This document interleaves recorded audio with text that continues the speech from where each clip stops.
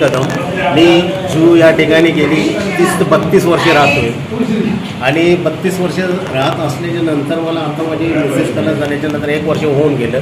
1 वर्ष होऊन गेल्याच्या नंतर मुलगा माझा वेशनीच्या आरे गेल्याच्या नंतर आजूबाजूने सडक्या दिमाखाचे लोक त्यांनी त्याला आणखीन भडकवला.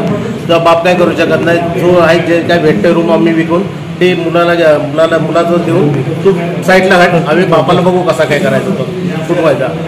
पण तो थोडासा मी तिथं स्टॉप दिला आणि ज्यांचे पैसे घेतले होते ते मी पैसे घेऊन रिटर्न केले. याच्या अगोदर मला पोलीस स्टेशनला भरपूर असं काय बरंच केलं या लोकांनी, भरपूर छळलं. म्हणजे एखाद्या बाईला छळतच असेल पोलीस लोकांनी पण आजूबाजूच्या मारामारी केली, घरी येऊन मारलं, एकदम पैसे दिले. त्याच्यानंतर आता पण ती बाई तरी पण सांगितलं तुला मी सोडणार नाही म्हणून.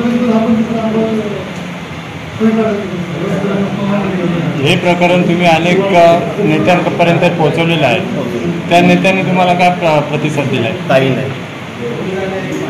कोणाकोणाकडे पोहोचवलं ते जर सांगा व्यवस्थित.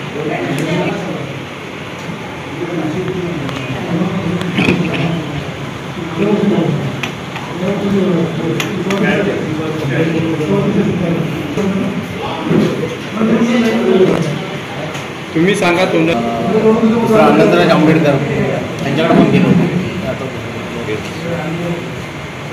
एवढे पत्रव्यवहार करून सुद्धा तुमच्याकडे पोलीस प्रशासनाने लक्ष दिलेलं नाही, तर आज तुम्ही पत्रकार परिषदेच्या माध्यमातून तुमच्या नेमक्या मागण्या काय आहेत? माझ्या मागण्या, मला माझा रूम आणि मला न्याय पाहिजे. मला माझा न्याय पाहिजे. माझ्यावर होणारा अन्याय मला न्याय पाहिजे. बस न्यायासाठी मी आलो तुमच्याकडे.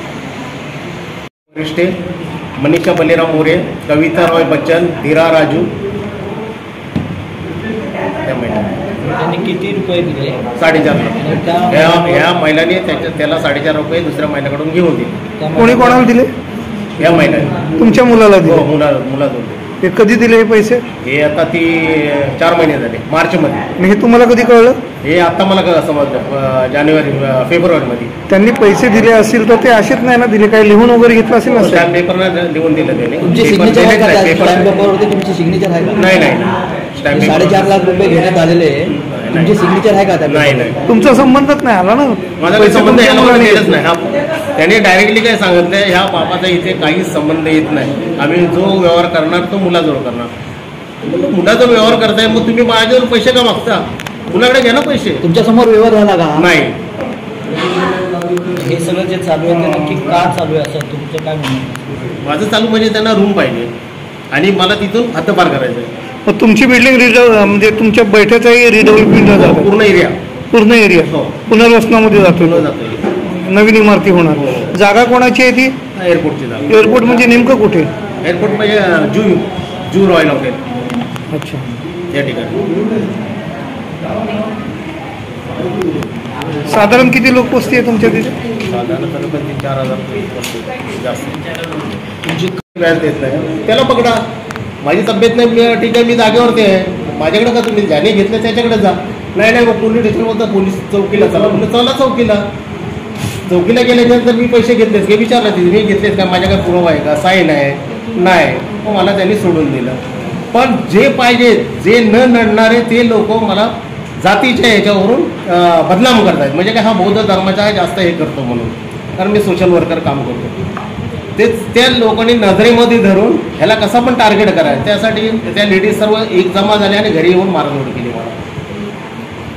मारझोड केल्याच्यानंतर माझ्या घरी कोणी इतर माणूस येता कामा नाही, ते पण येऊन बघणार, दरवाजा खोलून आवाज देणार, पडदा खोलून बघणार.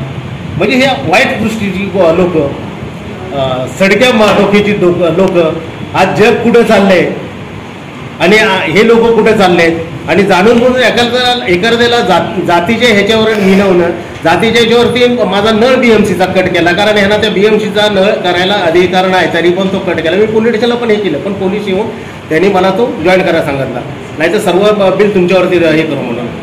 तरी पण आणखी दुसरा पण नळ जातीच्या ह्याच्यावरून केला आणि डेली येणं जाणं त्या शिवी, म्हणजे गलिच्छ असे शिव्या, म्हणजे ते शिवी देणारे असे राहू पण नाही, कारण लेडीज आहेत आणि लेडीजच्या पुढे आपण काय बोलू शकत नाही.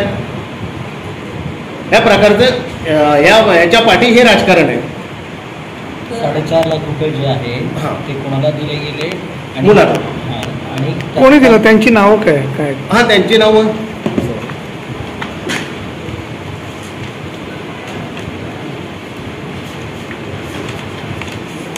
पोलिसांना जी तक्रार दिली त्याच्यात ती नावं काय दिलेली आहेत?